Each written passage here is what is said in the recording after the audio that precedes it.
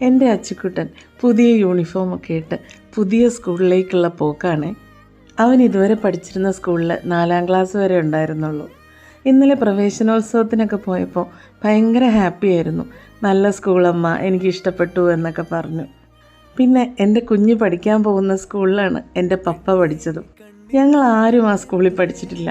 ചിലപ്പോൾ പപ്പയായിരിക്കും അവനെ ആ സ്കൂളിലേക്ക് കൊണ്ടുപോയത്.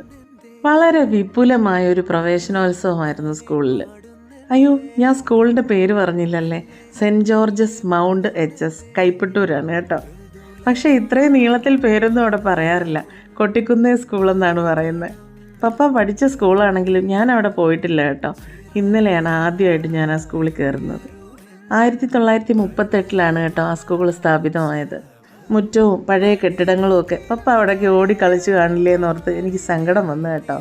അങ്ങനെ അപ്പൂപ്പൻ്റെ സ്കൂളിലേക്ക് അച്ചൂട്ടനും